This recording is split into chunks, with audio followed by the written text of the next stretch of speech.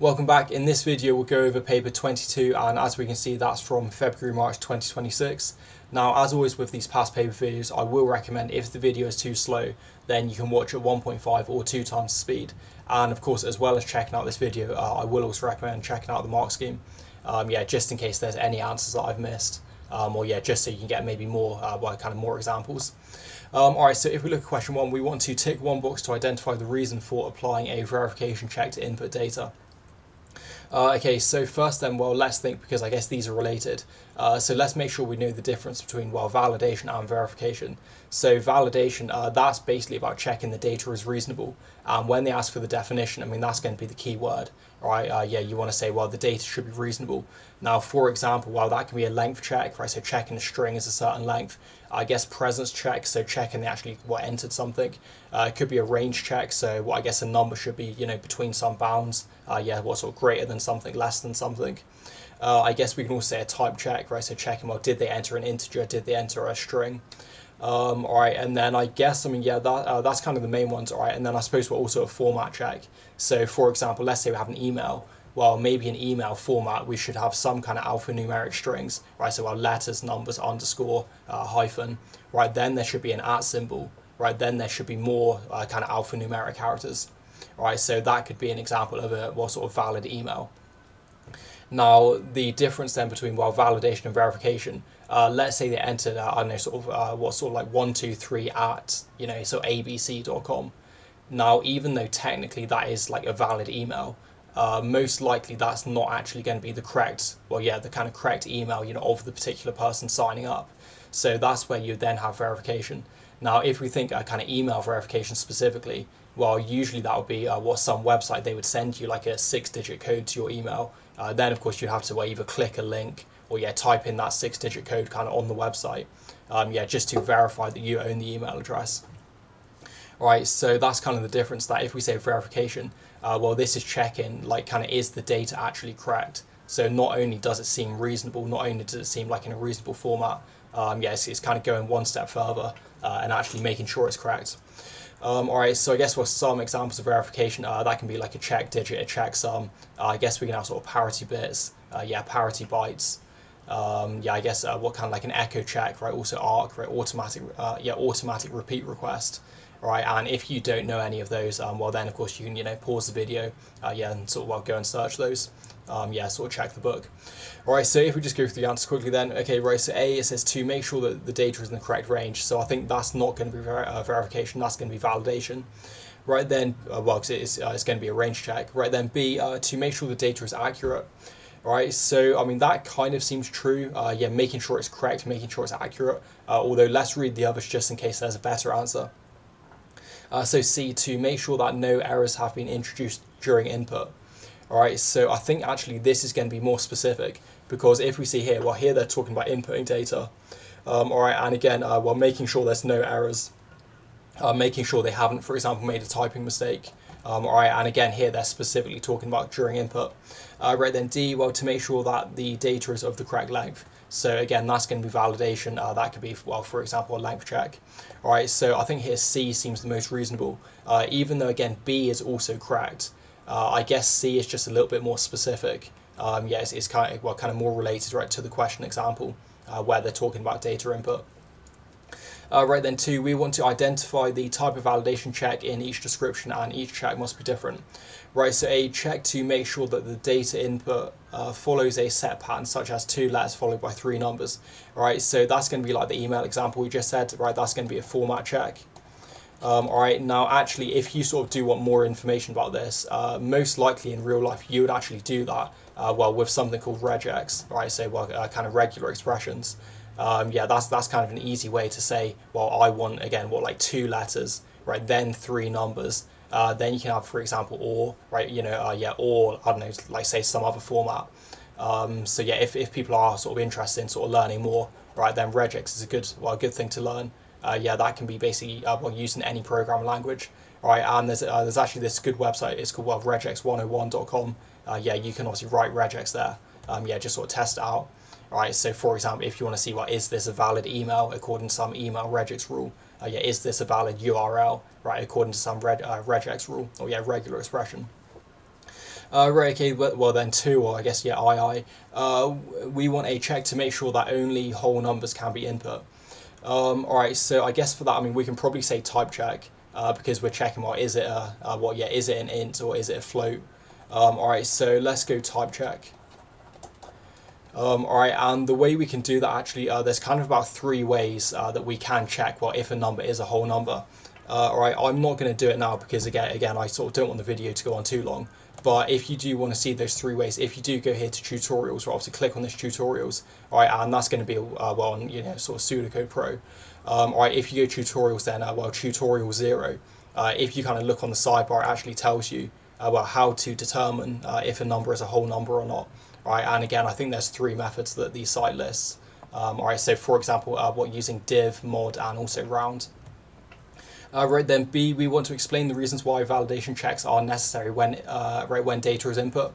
Right, so for this, I'm actually going to type it because it's probably going to be neater. Right, okay. So here then, well, since we want 3 marks, I guess we probably want to think of 3 reasons. So probably one, we can say, basically to stop the program from crashing. Because, for example, if you enter some invalid data type, well, then the program might crash. If, for example, you enter 0 and it's going to do some division, well, then again, you might get a division by 0 that can, cause the program to crash. Right, I guess the second thing, you might want to talk about data integrity. So if, for example, you have some program that's, let's say, inserting data into the database, well, you wouldn't want invalid or kind of incorrect data being inserted into the database, because then, of course, well, when you query that data at a later point, well, then obviously you're going to be returned with what kind of the wrong data, right, the wrong results. Alright, so I think that's fine, and then I guess possibly we could just give the simple definition, so well, just to ensure the data seems reasonable. Alright, so I think let's kind of start with that, and again, we can give some examples again, format, range, length, type, kind of all those different checks. Right, let's say to ensure the data is reasonable. I guess in terms of length, I don't know, right here, well, let's say length, type, range, format. Okay. So are there any others? I guess we can say presence, right, etc. There's probably a few more that I forgot. Right, okay, then I guess we can say why that's important. So let's say, right, this is important, I guess, to ensure the program, let's say, doesn't crash. Alright, okay, so here then, well, let's say why it might crash. So for example, if they entered, if they entered an invalid data type, or 0 for a division, right, then the program might crash. Alright, and I guess we can also say to ensure it kind of functions as expected. So ensure there's kind of no logic errors. Okay, let's say that, so to ensure the program doesn't crash, right, let's say and also, functions, right, as expected. Right, so I guess for this we can say what are kind of no logical errors.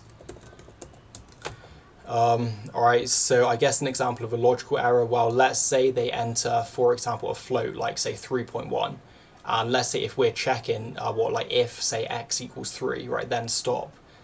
Well, if they've entered a float, 3.1, well, then it's never going to equal 3, right, therefore it's kind of never going to stop, right, so that can also be something else. Okay.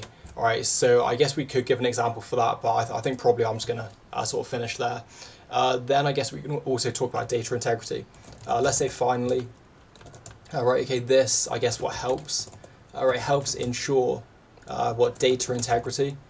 Alright, so when we say integrity, again, that's basically about, checking is the data correct, is the data reasonable, is maintained. I guess what kind of by ensuring, by ensuring it's in a reasonable format. It's in a reasonable format. Right, then let's see the problem. Okay, so let's say, for example, otherwise. Otherwise, I guess maybe invalid data.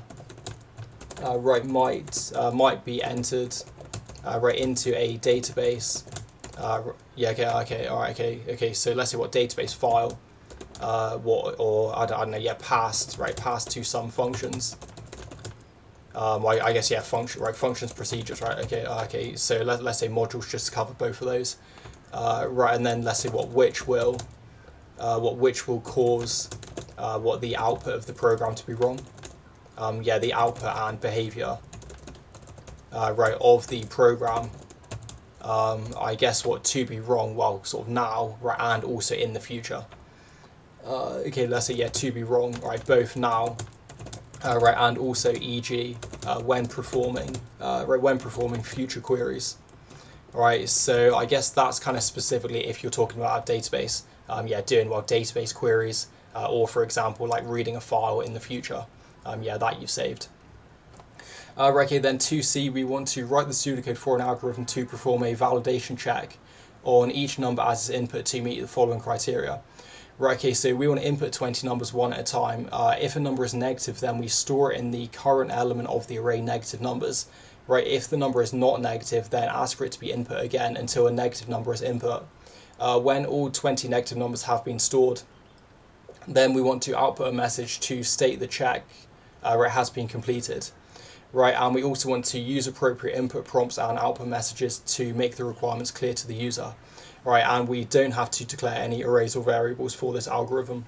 Okay, so I've just gone and opened it here on the site. Now, of course, as the question says, we actually don't have to declare anything. Although, of course, if we do want to actually run it on the site and test it, well, then we will. So let's just sort of go and do this quickly. Right, so that's going to be, in fact, hang on, right, not negative, should be, negative numbers.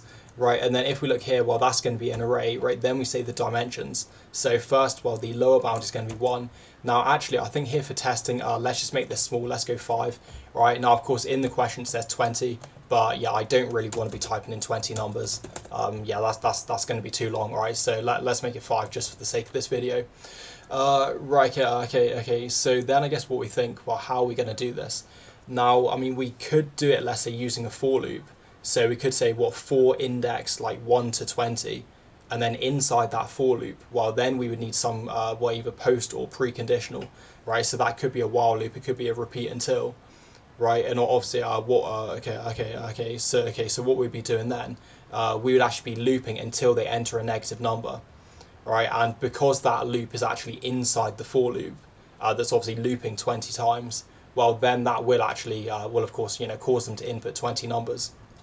Or well, 20 negative numbers, right? However, we can actually do it just using one loop, right? So I'm actually going to try and do it here just using one loop, right? Now, if we think we won't be able to use a for loop because we can't go, well, for 1 to 20, kind of just with one loop, because if they enter a number that's not negative, well, then of course we'd have to ask them to do it again, right? So either we're going to have a while or repeat until. So I think let's just go repeat until, and then let's kind of think about what condition we want. So I guess here we want to say, well, until the index is greater than, well, again, in the question it'd be 20. All right, but I think in here, let's go 5. All right, and what we can do then, let's actually just go ahead and declare this index as well. All right, so that's going to be the current index that we're inserting into. All right, so let's go, I guess, what index is, and then, if okay, so here then, well, that should be index is greater than 5. And then what we can have inside here, well, here we can, of course, just say, well, input a number. And if they don't input a negative number, well, then we'll have like an if statement, and just kind of outputting an error message, right? If it is a negative number, well, then we'll increment the index, right? So what we want to do, well, we actually want to, we'll kind of start the index here. Now, we could start this at 0, but if we start at 0, well, then we would have to increment it inside the if statement, just so it goes from 0 to 1. All right, and I guess we would have to increment it, well, before we try to add, or, yeah, okay. All right, so if we initialize it to 0, well, then we'd have to increment it, right, before we try assigning to the first index of this negative numbers. Whereas if we just initialize it to 1 instead, right, then what we can do, well, we can kind of insert into the correct position in negative numbers, and then, of course, we'll increment it, right, once we've checked it's valid. So, yeah, I guess increment it after we've done the assignment. All right, so let's just go ahead and write this. So let's say, what, please enter a negative number. Right, then I guess we can input, and we will actually, yeah, okay. All right, so actually we could have a temporary variable, but we can just input to the array directly. So let's go negative numbers, right? Then we're going to be inputting at the index. Then what we can say, well, if, so let's go if the negative numbers at this index, right? Let's check if it's invalid. So let's go, well, I guess if it's greater than or equal to 0. Then what we want to do, let's have an output. All right, and I think what I'm going to do, let's say, we'll kind of output the number. So it'll be, I don't know, 7 is not negative, try again. All right, so if we want to get the number, well, that's going to be the negative numbers at that index. Let's say, right, it is not, not negative. All right, try again. All right, and then I guess what we can then have, let's then have an else. Okay, so this will be if it is valid. And if it is valid, well, then all we want to do is going to be the index, right? Just increment in that index plus 1. All right, and I think what we do when we get to the end, I think it told us, okay, so here then, well, when all the numbers have been stored, we want to output a message to state the check. All right, and again, of course, if you're in the exam, well, this would be 20, right, rather than 5.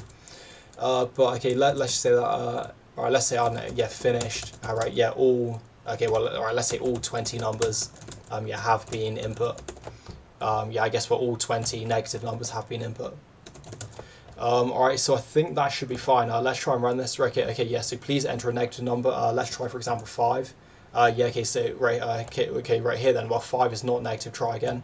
So let's say, for example, I don't know, like -4, let's say -9, -1. All right, let's try 0. Okay, yeah, so 0 is not negative. And again, if you think here, well, here I'm checking the boundary data, right? So if we think, well, okay, so here then, well, -1, that's going to be, well, the negative value that's accepted. That's basically the smallest normal value that's accepted. Whereas I guess, well, 0, obviously that's going to be just the wrong side. All right, so I guess currently we've got 3, so let's go, I don't know, maybe -5, and I think just one more, let's go -7. Okay, right, then says, well, finished, and of course, well, all 20, or I guess in this case 5, right, negative numbers have been input. All right, so hopefully it makes sense. Now, again, of course, there are multiple ways to do that. You could use a while loop. Again, you could use a nested loop where you have a for, right, so for 1 to 20. And then inside that, well, then you sort of have a while loop or repeat until, just asking them to enter a number, I guess, until it's negative. All right, but if we go back here, yeah, that should be finished for that one. So then if we look at 3, the program development lifecycle is split into a number of stages. And we want to describe what happens during the analysis and design stages of the program development lifecycle. Right now, hopefully you remember for IG, there's going to be 4 stages. Actually for AS, well, there's actually 5, all right, but for IG, there's only 4. And the letters of those, well, it's going to be A, D, C, T. All right, so in fact, let me just, let's sort of get the pen. All right, so that's going to be A, then D, then C, then T. All right, so actually the way I remember it, well, it's going to be all dogs can track. All right, so yeah, I guess all, right, dogs can and then track. All right, now I think there's also kind of other ones. All right, so I think one maybe all developers, I don't know, can something. All right, so yeah, okay. So I guess also if you sort of think of your others. All right, now if we think of those, well, of course, A, that's the analysis, right? D, design, right? C, coding, and T, that's going to be the testing. So in the analysis, I think really there's about 2 main things that happen. So the first one, I guess we can call it the kind of requirements gathering. I guess you can say what the requirements analysis. So what that's doing, that's basically creating a list of, well, what do you actually want this to do, right? So basically making a kind of planned sort of feature list. So let's say you want to make, I don't know, some sort of video website like YouTube. Well, maybe you'd make a list of 10 features. What that could be, well, there should be users, right? Of course, those users can upload videos, they can comment, they can add playlists, they can, like videos, they can dislike videos, right? They can share videos, right? So whatever your sort of requirement list is, well, that's going to be the first thing you want to do, right? Then based on that requirement list, then you're going to do a feasibility, sort of feasibility study, right? Or feasibility analysis, where you're checking actually, is this kind of what requirements list realistic?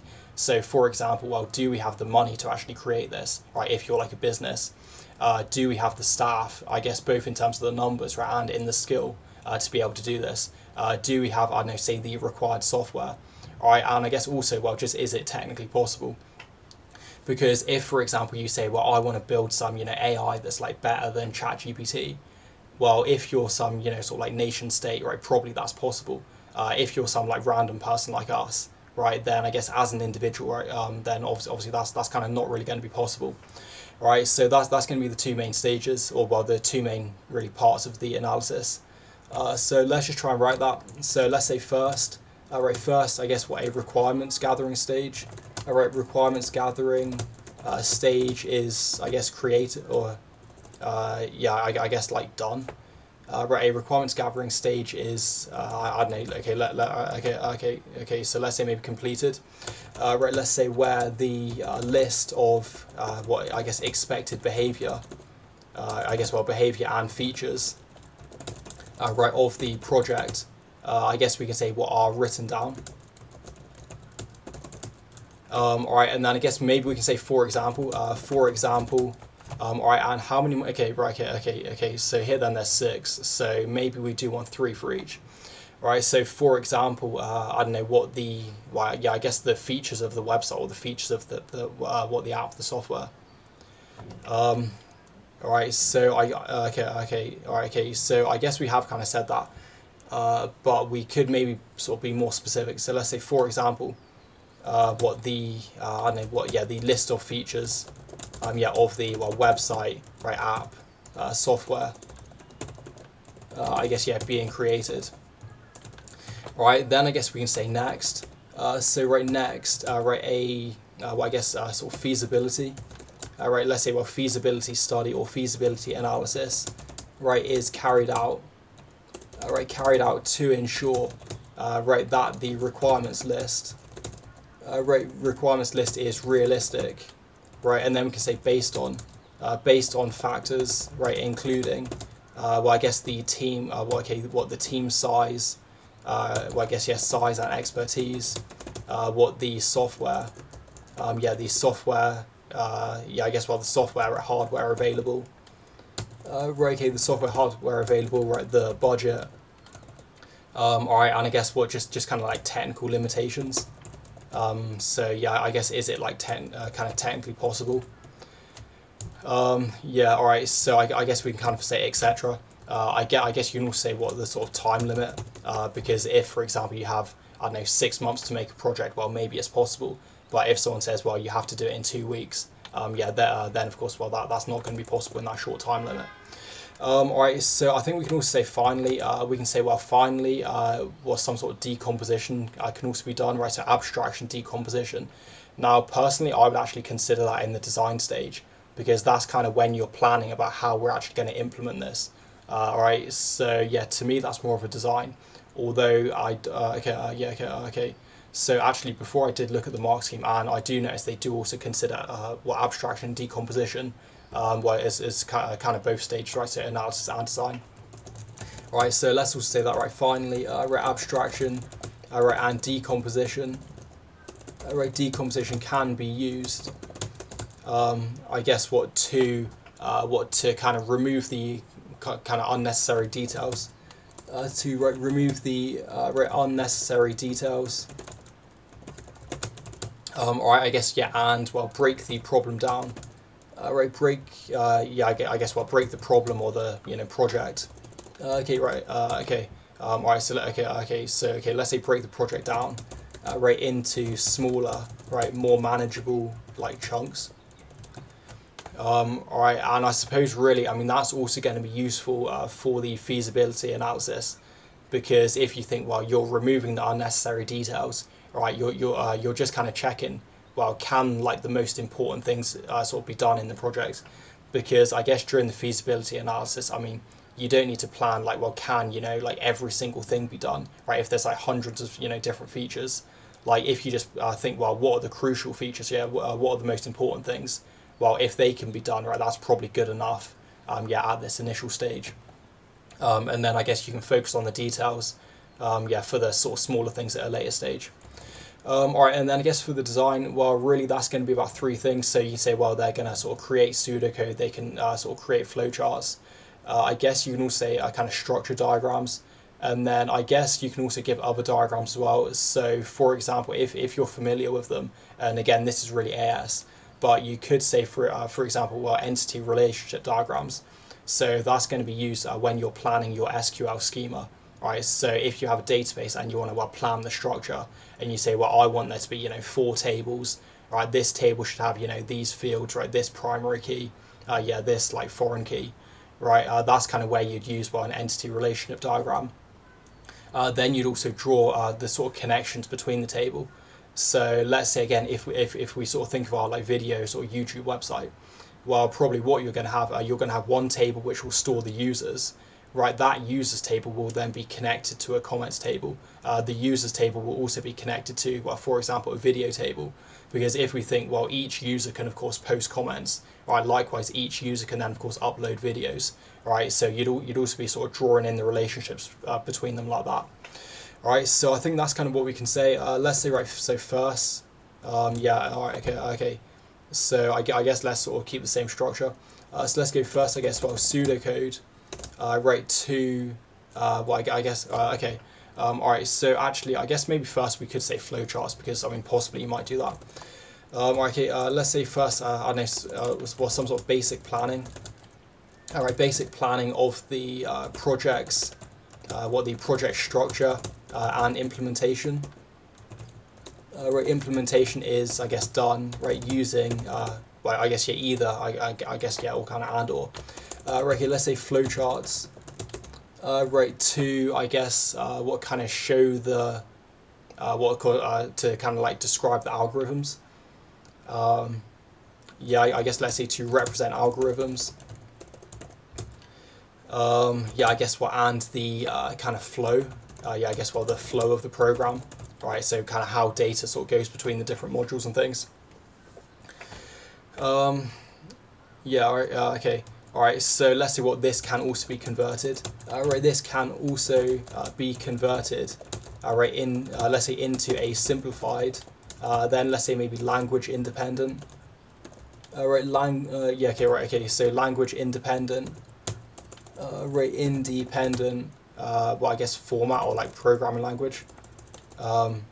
Right, so let's say what maybe representation, right, let's say like pseudocode, which the developers, right, the developers can then use, right, use, I guess, later in the coding stage, right, coding stage, to implement the real solution. All right, and okay, so I think that's fine. And then I guess we could also say, well, maybe abstraction, decomposition, and then again, let's also talk, I don't know, some like entity relationship diagrams or structure diagrams. Right, let's say additionally, let's say other diagrams, right, such as, well, structure diagrams, right, to what show the flow of data, or I guess we can say, well, to show how the modules are connected. Right, to show how the modules in the program, right, are connected, right, and how data flows between them. All right, let's say as well as, right, as well, yeah, as well, entity relationship or kind of ER diagrams.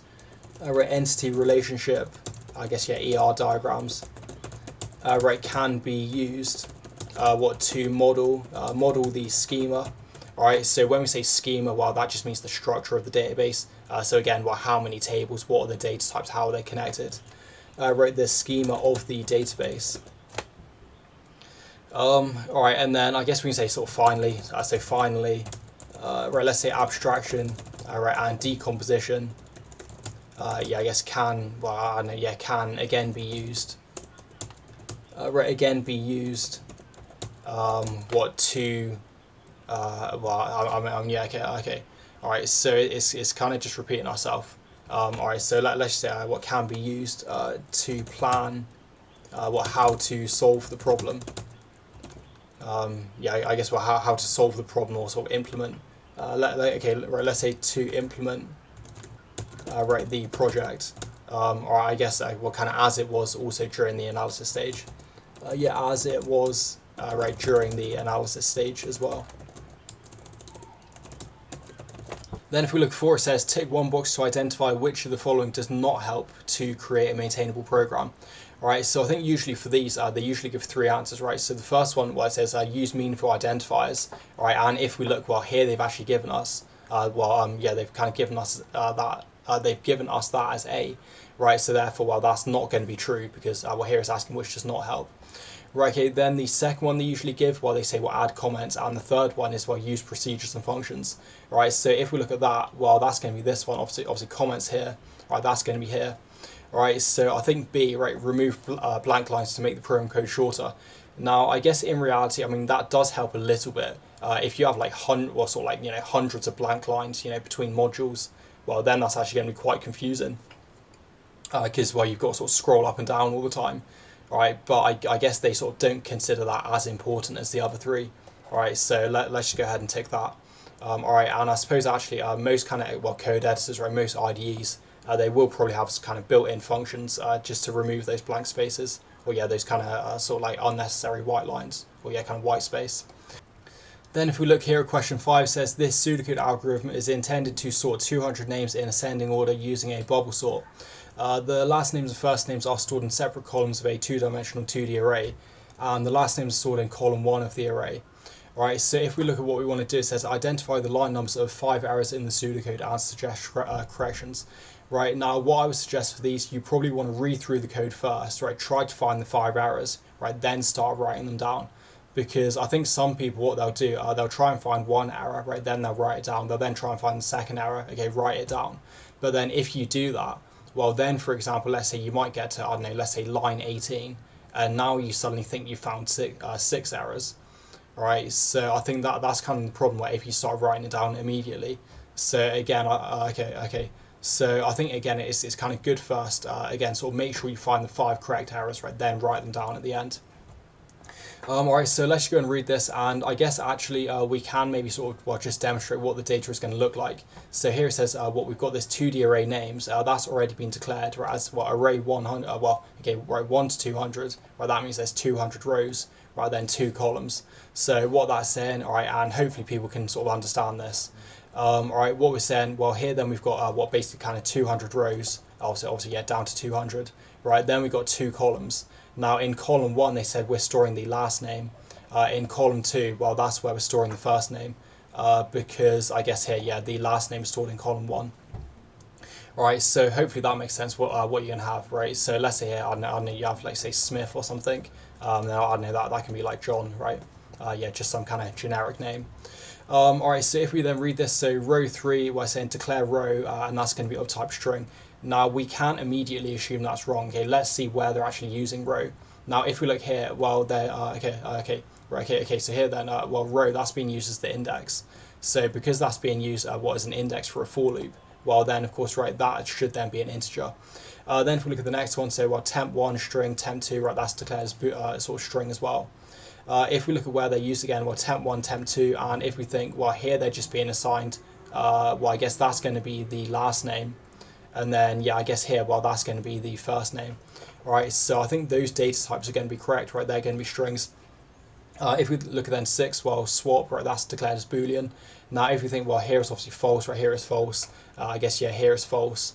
All right, so if we think, well, that's actually the correct data type, although possibly you've noticed, right, here, when we assign it, we're only assigning false every time. All right, so hopefully that should give you a clue about, yeah, possibly what the next error is. Right, so here then we're saying while swap is for right, so here then we're kind of assigning, or well we're initializing swap with false. Then we're saying well while not swap, right, then we're going to loop. So I guess this is okay, right, because if we're starting this as false, well then when we say not swap, right, that's also checking it's false, right, so that means it will go inside the loop. Whereas for example, if we set this as true, well then of course when we do not swap, well obviously swap is true, right, therefore not swap is false, right, so if we kind of set this as true in the beginning, or yeah, when we initialize it, well then it would never go inside the loop. Right, so I think that's fine. Then if we look at the next one, so swap, and we're assigning that false. Alright, now I guess one of these has to be different. So if we think, so here then, if we think, well, we're looping while it's false, right, therefore I think what we would want to do, we would actually want to set this to be true, right, so if we set that to true, well, that's kind of assuming it's sorted. Alright, and then I guess if we sort of get here, well, this of course means it's not sorted, since we found, Right, so if we get there, well, it means we found at least one pair which is in the wrong order, right? Therefore, that's why they've had to be swapped. Right, and I think actually this question is a bit confusing. I think the variable name is actually wrong, right? So really, rather than swap, right, they should have actually called this something like sorted, because if you think, well, what you're going to do, you're going to keep, okay. All right, so if you're doing bubble sort, well, you're going to keep looping while it's not sorted. All right, so in that case, you're sort of checking, sort of continuing while it's false. However, if you have swap, well, then it's actually the inverse, because if you think, well, if we're checking while it's not swapped, we actually want to keep looping, well, I guess until that's true. Yeah, it's kind of going to be the opposite, right? All right, because what we would say, we would assume that swap is false at the start. Then, of course, when they do swap it, well, then we would set swap to true. Yeah, so it's kind of like the opposite. All right, so actually, if you're using swap, well, then you'd actually just have to so while swap equals true, right? Then do. All right, so I think they've actually sort of made a mistake here. Yeah, just for this question. All right, I think really they should have sort of called swap like sorted or something. All right, and then if we look at the next one, so I guess line 10, so for row 2 to 199. All right, now this 2 is going to be wrong because of course, well, it should start on 1. Yeah, we want to be starting comparing element 1 and 2.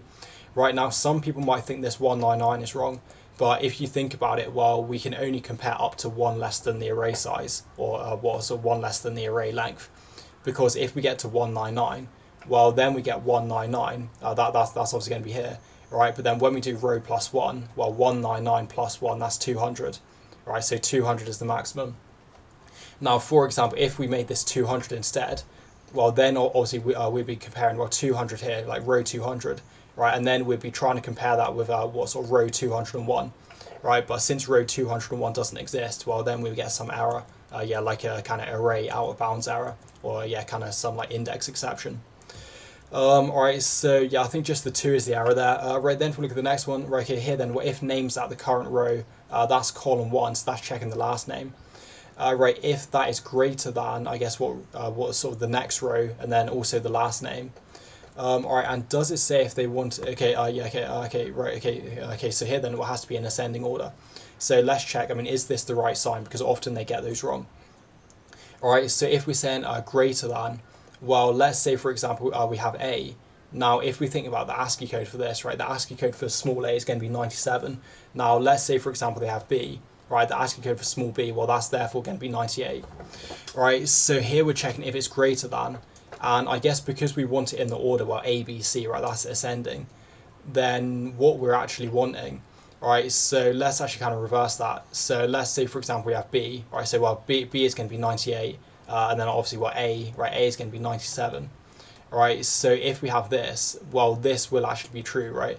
So if we say what the name in column 1 sort of starts with B, what the name in column 2, obviously that's going to be an A. Okay. All right. Okay. So not column, right? Should be row, right? So if the if the last name in row 1, right, is greater than, well, then we want to swap. Right, so I think that makes sense. All right, and even though there I did say kind of if the first letter, right, but then of course if the first letters match, well, then it will then check the second letters, right. If the second letters are also the same, right, then of course it'll go on to the third letter, right. So if we sort of compare strings like this using what less than, greater than, yeah, less than or equal to, greater than or equal to, well, then it will compare all of the letters, yeah, I guess kind of while they're the same, right, either until it finds one that are different, right, or until it reaches the end of a string, yeah, I guess in one case. All right, so I think that's fine, and then I guess if we just look at the sort of swap logic of the temp, right, now hopefully we know how to do this. Let's say, for example, here, all right, okay, let's say sort of P1, right, this is sort of person 1, right, then let's say here this is person 2. Now, we can't do it where we just go, what sort of person 1 is assigned to person 2, right, person 2 is then assigned to person 1. Because if you think what's going to happen if we do that, well, right, so here then, well, when we assign person 1 to person 2, well, now obviously person 2, right, this this kind of index, right, that's going to have the value of person 1. So then when we obviously take this and then assign it back here, right, then we're just assigning the same value to itself, right. So hopefully, yeah, okay. Alright, so hopefully you understand that, right? That's going to be why we need the temporary variable. So either you can do it where what you first assign, well, sort of P1 to the temporary variable, right? Then you assign the temporary variable to P2, and then I guess what you would then, no, okay, alright, okay, sorry, okay. So here then, well, first you assign P1 to the temp, right? Then you would assign P2 to P1, and then you would assign obviously the temporary to P2, right? So that can be one way you can do it, or you can of course kind of do the other thing, right? So let's say you got P1 into temp. I guess then you go, P2 into temp, right? Then you go P1 into P2, and then obviously assign the temporary variable back to P1. Alright, so let's kind of see actually, are they doing that? Alright, so first, I guess what they're doing, they're taking, right, this is the last name of well, the current row, right, that's the first name of the current row, right, they're assigning that to the temporary variable. So I guess that's going to be this stage. Then if we look at the next one, alright, so here they've got, well, +1, so that's like basically P2, right, row 2, obviously here +1. Alright, alright, so I think that seems fine, and then here, right, that's going to be the, kind of last name, right, this is the first name. Although if we look at this, well, here they've got the last name, right, and then here they've also got the last name. Alright, so that's going to be one of our mistakes there. Yeah, let's just sort of go and do that. Right, then I guess let's check the sort of second assignments here. So here then we've got temp1, alright, and I think, let me just sort of draw that again. Right, so then what we're saying, well, temp1, alright, okay, alright, and okay, so I think here we've also done that. Right, and then if we look at these two here, well, this is where the temp, right, that's then going into P2, or yeah, into the row 2. Alright, so I think that seems fine, and again, if we think, well, obviously temp1 here, temp1 was the, well, sort of column 1, right, the last name, that's obviously the last name. Temp2, well, that was the first name, right, obviously that's the first name here. Right, so I think that's fine, and then how many, okay, so I think here we just need to look for one more. Right, so here we have the if, right, we then have the end if, and then I guess the for, right, then we have next column. So I think this next column, well, if we look, right, of course here it's row, therefore the next column, well, that should be next row. Alright, so let's just go ahead and sort of try and do these quickly, because yeah, I think that explanation has gone on quite long. Right, okay, so the line number of 1, alright, and again, you can of course skip this if you've seen that already. Alright, let's go 3, right, then the correction, so let's go declare, yeah, I guess make sure I spell it right, that should then be integer. Alright, and I guess for these, I mean, you could also give a sort of simple description. Let's see what, well, I don't know, yeah, row should be an integer, right, since it's, yeah, the for loop, the for loop index. Right, okay, then line, well, yeah, so error 2, so I guess that's going to be what, line 9. So let's go swap. Alright, okay, and yeah, let's use the correct capitalization. Right, so that should be true. Alright, so what we can say, what we can assume it's sorted. Okay, alright, okay, so let's say what, assume it's sorted. Then I guess what's, well, yeah, then set swap, right, to false.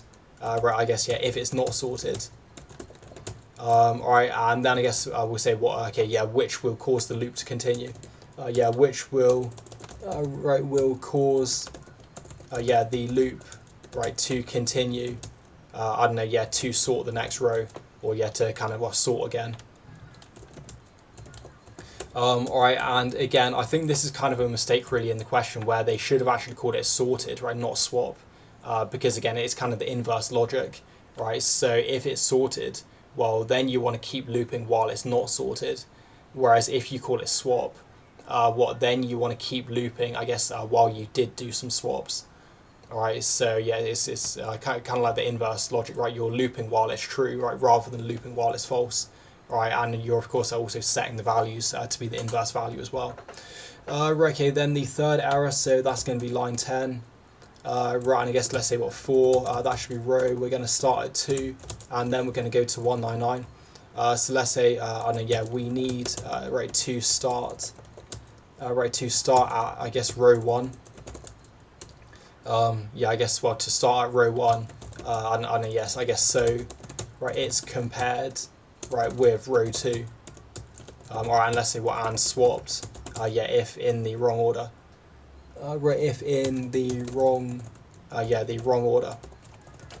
Alright, then I guess, well, 4, and I'm going to try and do them all on one page because otherwise I've got to keep scrolling. Alright, so 4, I guess that's on line 16. Right, the error, that's going to be what names, well, yeah, the correction, right, I guess row, that's going to be index 2.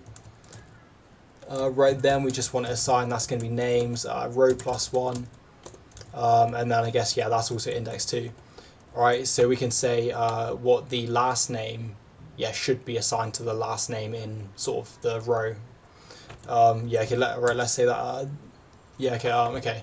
Alright, so I guess we can say what, yeah, the current code, right, okay, the current code, what assigns the, well, that's going to be the first name, right, the first name from, what, the next row, right, so from, well, I guess, yeah, row plus 1, right, to the first name column. Right, okay, no, okay, right, okay, so to the last name column, right, the last name column, right, of, well, yeah, the row, yeah, I don't know, the sort of row index, or the, what, the element at the row index. Yeah, I guess, okay, let's kind of say that, right, so to the element, right, to the element, yeah, at the row index, right, and yeah, that's kind of quite difficult to see because it's kind of on those dotted lines. Right, okay, then the final one, well, that's going to be 21, and I guess, well, it's just going to be next row. Alright, and the error, let's just say what the, I don't know, yeah, the sort of next variable. Let's say, right, the next variable should match the, what, I don't know, yeah, the for variable.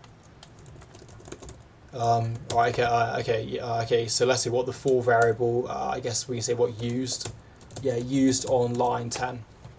Alright, so hopefully that makes sense.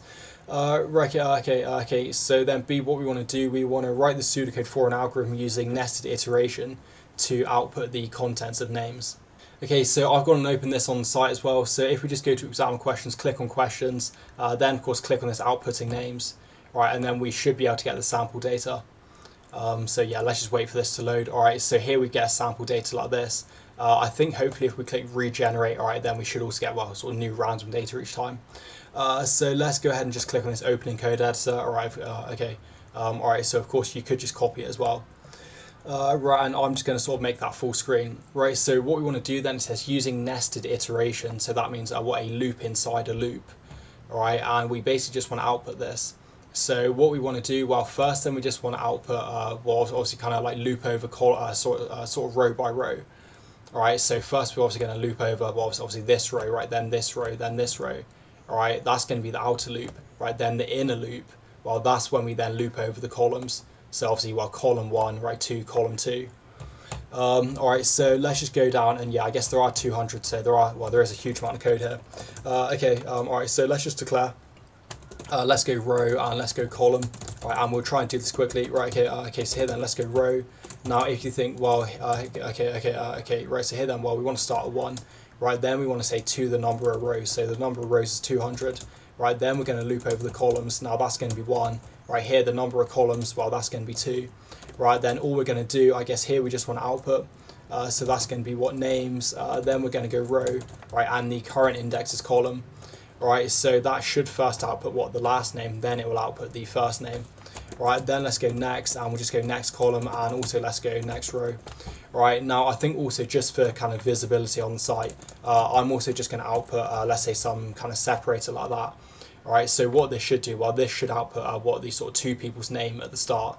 Alright, and then between each person, well, then it's going to output these 3 lines. Yeah, just so we can hopefully see them. Alright, so yeah, here we have what, Star, and then Elsa, Skywalker, Patrick. Yeah, so obviously just like random, you know, sort of movie character names, sort of first name, last names. Right, and if we look at this, then yeah, this does actually seem to be outputting the correct data. Right, and if we go to the bottom, well, there should be 200 of them. Then for C, it says, describe a possible problem with the algorithm that could mean the names are not sorted accurately. So let's just go ahead and look again. Now, if we actually look here, we can see when we're doing these sorts, or well, when we're sort of doing the swap, right, we're actually only comparing, well, this column 1, right? So column 1, well, that is going to be the last name. Now, let's think if we had 2 people with the same last name, but if, for example, the second person's first name was in what kind of like the wrong order, well, then those people wouldn't be swapped. So to give an example, let's just go sort of Smith again, because Yeah, I guess that's a common name. It's kind of an easy name to think of. Right, now let's say here in kind of row 1, let's say we have someone called Smith. Right, and then let's think of their surname. So if we want to, sorry, their first name. So let's get maybe like Ben. All right, and then let's go Smith. And then I guess let's go here, what's some name beginning with A, let's say Andy. Right, now because here, what we have, Smith and Smith, now because that's the same, right, therefore this kind of greater than is kind of not going to be triggered, right, so because that's obviously not going to be true, then actually it means that that row is not going to be swapped. Right, now if we did also want to swap by the first name if they were the same, then I guess we would actually need some other condition here. So what we would say, I guess we could say this, right? So what if the kind of if this, right? So what if like row 1, greater than names like row plus 1 1, right? Then I guess we could have an or, right? So if for example we said or, well then we would want, I guess, what sort of row column 1, right, is equal to row plus 1 column 1, right? Then we would have an and, right? So then we say and row 1 column 2, right, is greater than, and then that would be what names row plus 1 column 2. All right, so that's where we're checking if the last names are equal, because again column 1s are equal in both of them, and obviously column 2s are in the wrong order, right, then we would swap. All right, so that's kind of how you would do it. If you actually want to kind of sort by what the last name first, and then any that are the same, then sort by the first name kind of second, as a sort of second sorting attribute. Alright, so let's think how we can describe that. Let's say what if if two rows, if multiple rows, right, if multiple rows contain the same last name, alright, and let's say the column, right, the column that is being compared, right, the column that is being compared, I guess in the in the swap or sorting logic, I guess we're in the swap comparison. Alright, so let's say then, then these rows, right, will never be swapped. Alright, let's say since, since, alright, okay, where's the mouse? There we go. Alright, okay, so let's see what since, I know what since the surname is not less than or it's not greater than. Right, since the surname, right, is not greater than, not greater than what the surname in the next row, right, than the surname, right, in the next row. So I think that's probably terrible grammar. Let's try and read it. So, right, if multiple rows contain the same last name, right, and that's the column that's being compared in the swap, right, then these rows will never be swapped. Since the surname is not greater than the surname in the next row. Alright, so I guess we can say what the surname in the current row. Again, this is a sort of terrible answer, to be honest. The wording is terrible. We're in the current row. And then I guess we finally need to say, right, let's say even, right, even if what the first names, right, are in the wrong order. Alright, and then I guess for this we can give an example, right, let's say e.g., alright, and then I think here probably what I would do, I would just say e.g. if you had, let's say sort of Smith, Ben in row 1, right, and Smith, Andy in row 2, right, then you say, obviously the Ben and Andy will not be compared, right, they won't be swapped. Alright, but I think since I've kind of drawn that out, let's not say that again. Right then, 6 says this flowchart represents an algorithm. So I think with these again, it's good just to read through it, try and understand what it's doing first. Right, so first I'm going to input some sentence. Then we're going to get the length of the sentence, so the number of characters, and we're going to assign that to sentence length. Right, then we're going to initialize letter number as being 1. We're going to initialize start as also being 1. Right, then we're going to have a loop. So we're going to say, I guess if or is. Right, so is the substring of sentence, right, and here then we're starting at the letter number. So if you think the letter number, that's obviously starting at 1, right, then we're getting just one character because, this 1, right, this is how many characters we're getting. right? So what that's saying basically, well, is the current character equal to a space? Right, now if the current character is equal to a space, well then we're going here. Right, so then what we're saying, well, the substring of the sentence, that's going to be from the start position, which if we think the start position is 1, right, then we get the letter number minus the start. Alright, so I think for that it will be good to actually go through an example, then we can see kind of, well, kind of what that represents. Alright, and then I guess what we're doing, well, we're then just outputting word, right, then we have a space, then I guess we have the length of the word, so the number of characters in it. Then what we're doing, we're setting the start to be the current letter number plus 1. Alright, so that's obviously moving that start position up, right, and I think we'll see that's actually going to move it up to the next word. Right, then what we're doing, well, we're just incrementing the letter number. We're checking, right, so is the letter number equal to the sentence length? So this is checking, what is it at the end of the string? Right, if it's not at the end of the string, well, then we're going to go back again. We're of course going to check, yeah, is it a space, right, is it not a space? Alright, I guess if it is the end of the string, well, then we're going to do the word. We're then again kind of going to do the same thing where we get the sentence. Alright, then we get the start position. So that's going to be, I guess, well, the sort of start of the current word. Then we get the letter number, right then, well, minus the start plus 1. Alright, and I guess then we just kind of output that. Again, yeah, just output in the word and then the length. Alright, now you might think, well, why do we need the plus 1 here? Alright, so I think if we think about this algorithm, basically what's going to happen, well, let's say we have two words, I don't know, sort of A, B, and then like C, D, E. Alright, let's sort of give some really simple example. Alright, so let's go A, B, and then, well, space, and then let's go C, D, E. Alright, now what's going to happen, I guess, what currently the letter position here is going to be 1. Right, then what we're going to do, well, we're then going to sort of increase the start. So what's going to happen, well, we're going to kind of increment the letter number, right, so that letter number is then going to go to 2, right. However, if you think, well, the start still stays at 1, right, so let's kind of sort of go above here to represent the letter number, right, so this is the letter number, this is the start. Right, now what's then going to happen, well, then when we get here, right, so when we get to, I guess, 3, well, then we're going to check, and I guess we're going to do this, right, so we're getting from the start position, so that's obviously from this A, right, then we do the letter number, so that's going to be 3, right, minus the start, that's going to be 2. So what that's going to be doing, well, that's going to be getting 2 characters, right, i.e. those 2 characters, well, that's going to be AB.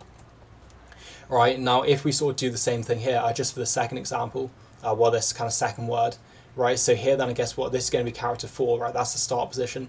I guess the end position, well, that's going to be 7, or yeah, the current letter. So then let's sort of go down here when we get at the end. So here then we say the start position is 4, right, the letter number, well, that's 7, right, 7 minus 4 and then plus 1. So I guess 7 minus 4, well, that's going to be, 3, and then I guess, yeah, plus 1, right, that's going to be 4. Hang on. Yeah, is that going to be correct?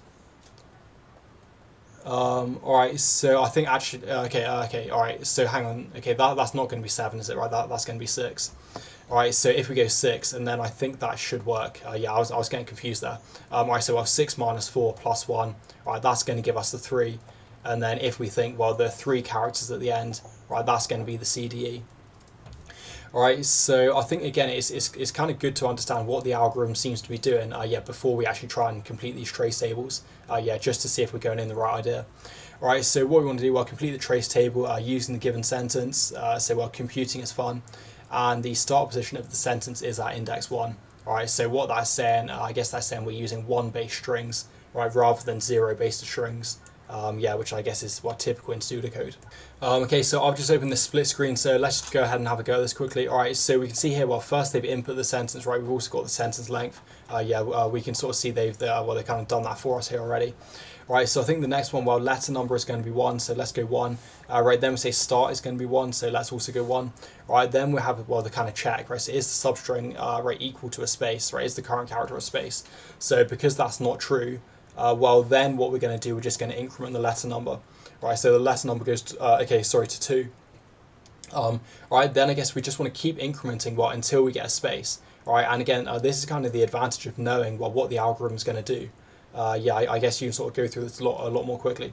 Right, so let's just count these. So that's going to be what, 3, that's 4, 5, 6, 7, 8, right, 9, and I think 10. So I think we can actually go up until 10. All right, and again, probably in the exam you'd want to be a little bit more careful with this. But yeah, I just sort of want to do it a bit more quickly.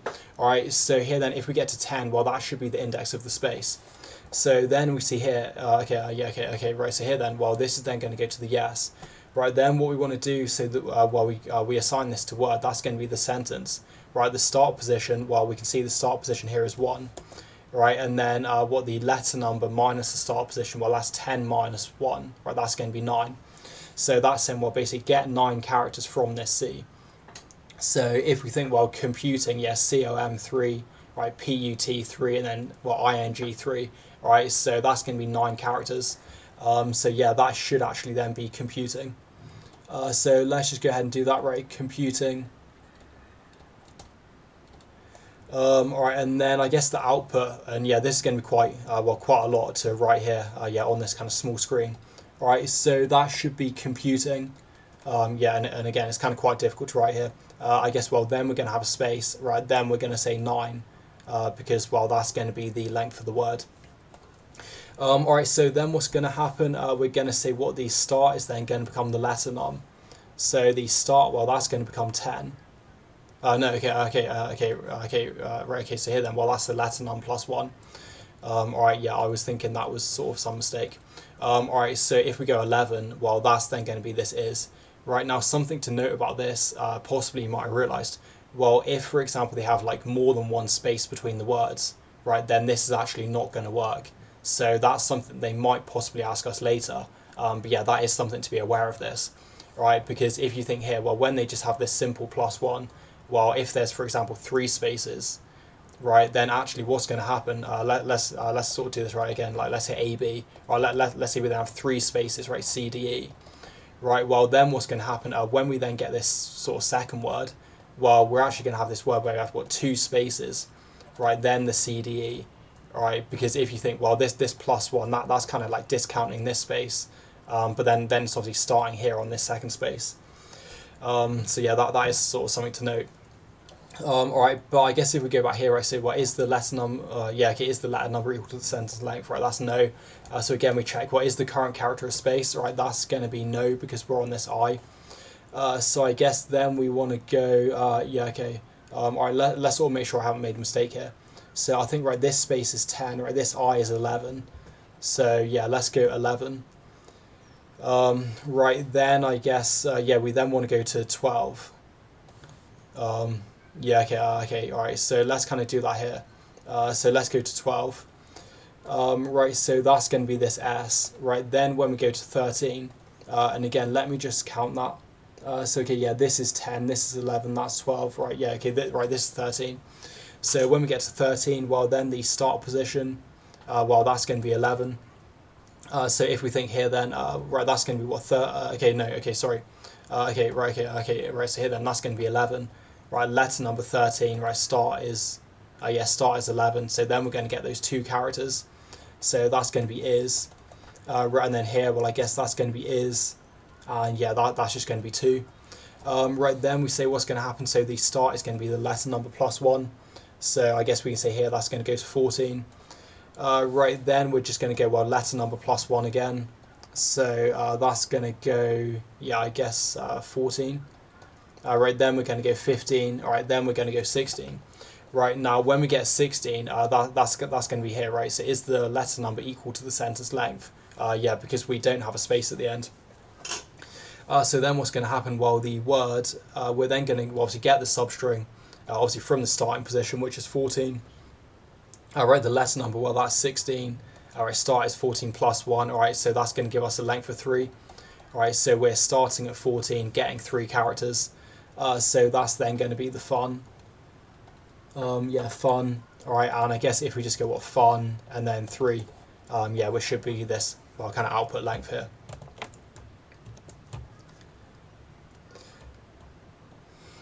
Right, okay, so B, yeah, okay, alright, so again, this is kind of the benefit of, well, trying to figure out what it does beforehand. So when we want to explain the purpose of the algorithm shown by the flowchart, hopefully we can then just sort of, well, quickly put this into words. So what we can say, well, it's going to take an input string and, well, split that basically on spaces. And then I guess we say, well, it's going to output the word and also the length of each word. yeah, I guess we're kind of splitting it by a single space. Okay, let's say, right, the algorithm, yeah, will take, right, an input string, right, from the user, what then, I guess, we'll split that string, right, by, I guess, what, by, yeah, I guess, like, by a single space. Yeah, I guess, well, yeah, by spaces. Right, okay, let's say, and output. All right, and actually, okay, so actually, let's kind of go back. Yeah, okay. All right, so what I'm thinking is actually if we have this kind of single space here, yeah, in this what is substring sentence. Let me find the pen. Then actually, I guess here, because we would then be kind of outputting this, if, for example, we had this, what, AB, right, 3 spaces CDE, then possibly this would do something where, let's say, first it would output AB, right, then it might output a single space, maybe then it outputs another single space, then it might output, say, CDE at the end, right? Now, I would obviously have to sort of trace through that myself. Yeah, all right, so I think possibly I might have made a mistake there, where it's possibly going to output those 2 extra spaces as well. All right, but let's just go back to the definition, or, well, the description. So yeah, where is the, okay, there is the text. Right, okay, right, so then split, yeah, okay, right, split that string by spaces and output. I guess we'll output each word, well, and its length. I guess what's separated by a space. Alright, so I'm trying to think, I mean, can we write anything more for 3 marks? I guess we can maybe explain how it's working. So I guess we can say what it does this character by character. Right, okay, let's say maybe, yeah, it achieves this. Achieves this by looping right through the string, right, the string character by character. I guess what, and checking, right, if the current character is a space. Yeah, alright, okay, so let's say if it is, right, if it is what the word is extracted. Right, the word is extracted, I guess, right, by using substring. Right, okay, yeah, substring, right, with a starting position. Right, with a starting position, well, I guess, yeah, of the sort of first or previous word. First or previous word. Alright, and let's see what of an ending position. Or, well, I guess kind of ending index. Yeah, I guess what of being the final letter in the word, right? So i.e. before, well, the kind of index before the space. Alright, and an ending index, I guess what of, yeah, of the character, right, before the space. Alright, so let's say i.e., right, the last letter, right, the last letter in the word.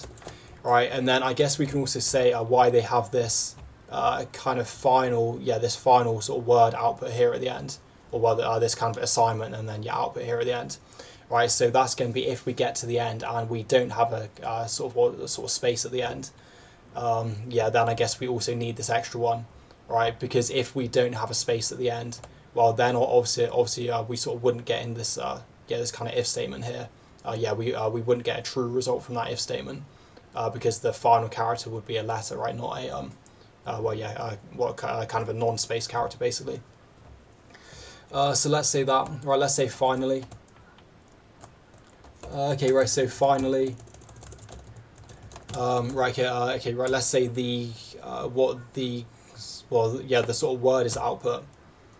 Right, the word, I don't know, yeah, from the, what, start index, right, to the, what, end index. Yeah, I guess what, to the, yeah, okay, what do they call it? Right, the letter number.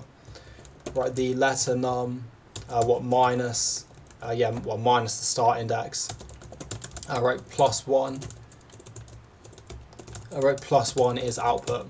Let's say, right, to handle the case when the string doesn't end with a kind of trailing space. Right, yeah, when the string doesn't end right, with a trailing space. Alright, which I guess in reality is most cases. Yeah, because I guess generally, like, unless you make a mistake, you're generally not going to have like an empty space at the end of a string. Right, okay, so C, it says, as currently written, the algorithm may be difficult to understand if it was used as a program. and we want to identify 3 improvements that could be made to the algorithm to make it more user-friendly. All right, so I think if I remember from the mark scheme, and I looked at this probably a couple of weeks ago now. All right, but I think it was kind of weird what they said. Now, I think probably they say we just want to have output statements. So I guess before this input, all right, and I guess it's kind of weird in the fact that I think they literally give 3 marks for saying like 3 different outputs. All right, so I think probably here we can have an output statement. So just say output, please enter a sentence. Right, can we think anywhere else we can have an output? All right, so I guess we could possibly have an output, maybe kind of here where it's saying sort of found word, because otherwise it's just outputting word, but it's not really explaining why it's outputting that word. All right, so I guess we could have an output there. And then, yeah, possibly we could have an output here, kind of at the end of the program where it's just saying finished. Yeah, I think that's kind of the main things. All right, now possibly you could also mention about the variable names. So if we say sent length, I mean, that's a bit ambiguous. Maybe that could mean the amount of data that's been sent. For example, if you've got some kind of networking program, right, that could be the amount of sort of data sent over a network. So maybe you could say, that could be called sentence length or something. All right, and I guess, possibly you could say, this letter, I don't know, could be called like letter num or letter number. Yeah, I think that's maybe not so important. All right, so let's just sort of go ahead and say that. All right, and I think actually let's just go and sort of write it up here, because it's probably going to be easier to see if I just write it on this page above.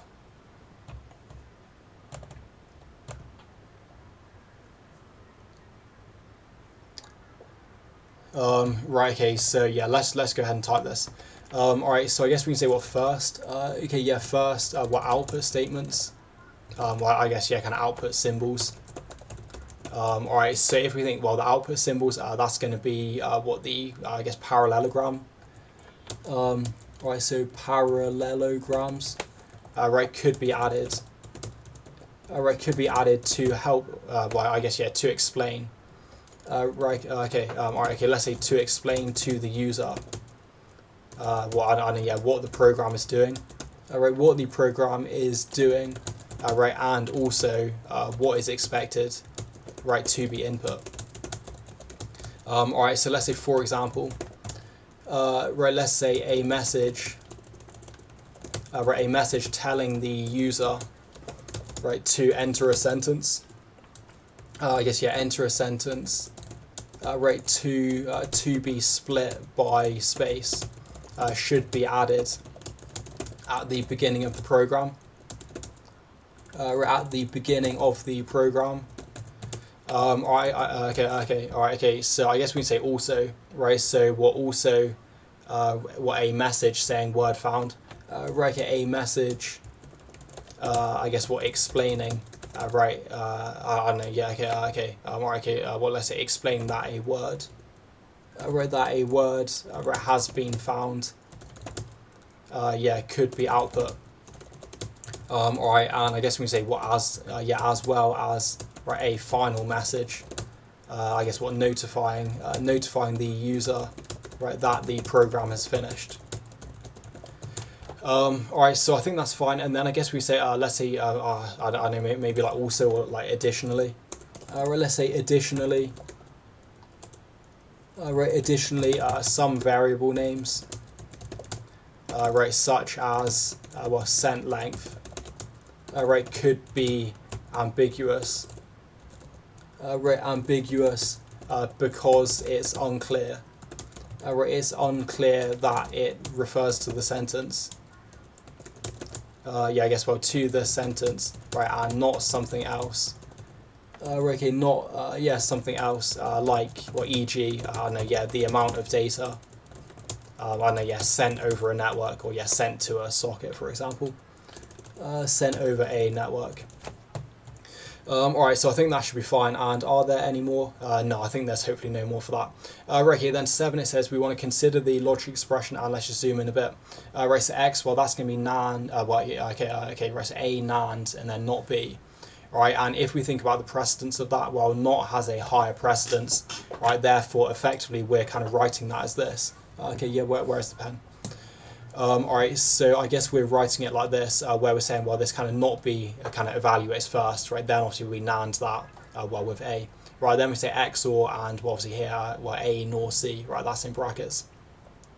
Alright, so what we want to do, we just want to draw a logic circuit for this logic expression, and each logic gate must have a maximum of 2 inputs, and we want to not simplify the logic expression. Alright, so let's go and do that, and again we said, well, first we're going to be doing the not B. Alright, so hopefully people know these symbols, right? The not, well, of course it's the triangle, yeah, then just with the circle in front. Right, then we're going to NAND it. So if we think NAND, well, that's going to be an AND gate, right? So it's the kind of sort of D shape, then, well, just with the not in front of it. Alright, so what that means, well, first we AND it, right, then we not the result. Alright, because I do think, I mean, it's kind of not that often, but some people do get confused, because, well, they see the not, right, then they see the AND. So some people think, well, first we not it, then we AND it, right, but it's actually kind of the other way, right? So maybe a better name would actually be, what if they called it, well, like AND and then N, right, because, well, first we AND it, right, then we not it, yeah, which we can then see in the diagram. Right, okay, alright, so then we get these brackets, so let's go with A, alright, and this is probably not too good, let's just sort of jump over this wire here, again, using that kind of like, well, that kind of sort of hop, or yeah, that curve, right, just to indicate a jump. Alright, so what we're saying, right, that's going to be NOR, so if we think NOR, well, NOR is this kind of one, alright, so that's going to be an OR gate, then again, of course, well, we just want the not in front of it. Alright, then finally, well, then we're just going to XOR. So if you think XOR, well, that's where we have the, well, the OR with the additional line. Alright, so if we do something like that, that's going to be XOR. Alright, and also I would recommend for these, because sometimes it can be difficult to draw these accurately, right, then I would recommend actually labeling these. So let's go not. Right, this one, well, that's going to be the NAND.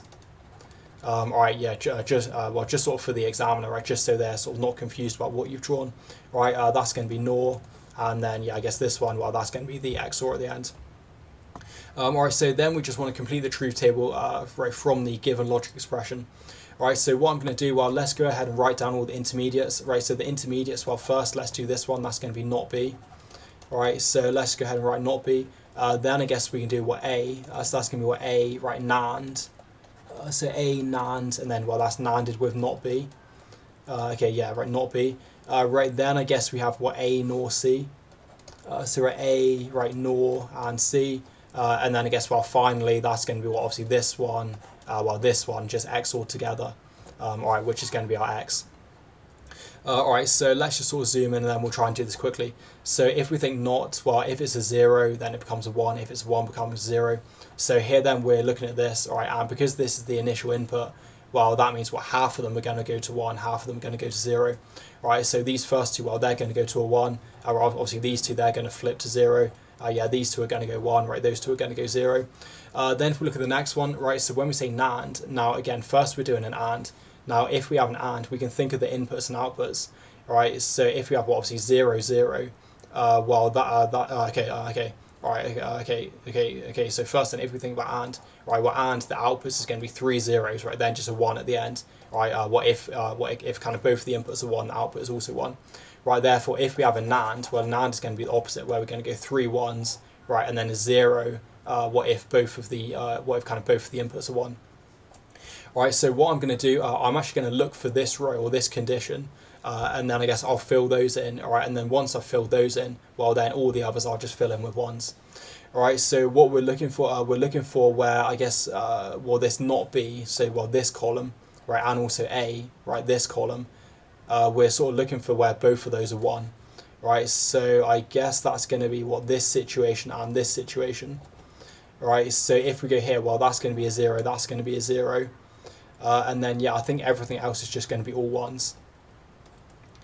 Yeah, okay, alright, so okay, so that should be all 1s. Right, then if we look at NOR, well, again, let's think the same logic. Right, so if we think OR, well, OR is going to be 0, and then, what, 3 1s. Right, therefore NOR, well, that's going to be a 1, and then 3 zeros.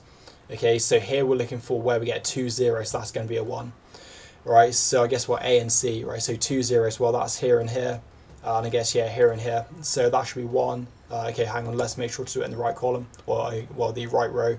And then I guess everything else is, no, okay, alright, okay, so there's also this. No, okay, alright, so yeah, that's going to be all we have, right? Yeah, just those two zeros, and then yeah, these here are all going to be zeros. Yeah, I don't know, I'm sort of getting confused on this, right? Usually they shouldn't be that difficult. Right, okay, then I guess finally, well, then we just have an XOR. So an XOR, well, when they're the same, it's going to be a 0. When they're different, it's going to be a 1. All right, and I think also, maybe I'll mention this in the paper 1, some people get confused, well, what actually is an XOR in real life, right? What is an exclusive OR? Now, let's say you have a situation where you say, well, on the weekend, right, either I'll play basketball, yeah, or I'll play football, right? And let's assume that you sort of can't do, one, then the other next, right? Let's assume you sort of only have time to do one of them, right? Well, that's actually going to be what kind of an example of an XOR, right? Because well, either you can play basketball, right? Yeah, I guess kind of exclusive, or right, you can do football, right? You can't do both of them. All right, so actually, when people say or in real life, like most of the time, they actually mean XOR.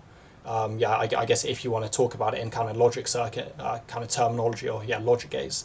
All right, so likewise, let's say you say for dinner, if someone says, well, do you want like pizza, or do you want, I don't know, say pasta, right? Now, most likely you're not going to have, well, pizza and pasta together, right? Like an or, right? Because of course, what sort of 1 or 1 is 1, right? In that case, well, it's going to be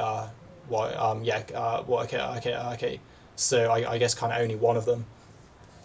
All right. Anyway, let's sort of go and do this. So if they're the same, well, that's going to be 0. All right. If they're different, it's going to be 1. So yeah, different, right? Different and different, and then I think all of those, right? They should all be zeros. All right, now what I'm going to do, I'm just going to go and well test this on the site. All right, so you can of course skip this if you want, but if we do see here, well, this website, all right, and as we see by the name, well, booleanlogic.pro, yeah, I'm not sure why it's taken so long to load. All right, so what I'm going to do, let me just go up. All right, and this is also a good way to practice. All right, you can sort of run this on the site. Now I'm just going to go ahead and copy this. Let's then just load, well, sort of paste it into the site here. All right, so here, once we've done that, well, here we can see it's generated this for us. Then if we look at the output, so we've got one here, so well, rows 2 and 4, and then finally, well, just 2 at the end here. All right, so is that the same as what we've got? Yeah, okay. All right, so if we look here, right, it seems we've not made a mistake there. All right, and also with this, you can also see the sum of products. All right, now this is actually incomplete, this site. I did sort of want to get it fully working for fully working for sort of A2 as well.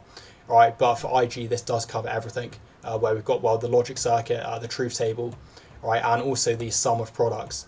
All right, so the sum of products, that's going to be when they give you, for example, a truth table like this, all right, and then they say, well, write the unsimplified logic expression.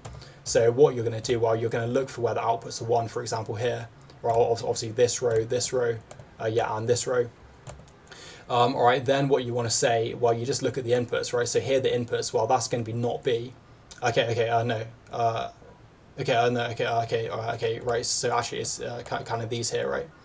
All right, so we're looking at these 3 inputs, well, this 0, 0, 1. So what we're saying, well, this is true because, well, here the output is true, right? So the output is true, well, if A is 0, right, and if B is 0, right, and if C is 1. Right, so that's going to be, well, not A and not B and C, because obviously not A means, well, when A is 0, yeah, not B, well, that's when B is 0, right, and C, well, and when C is 1.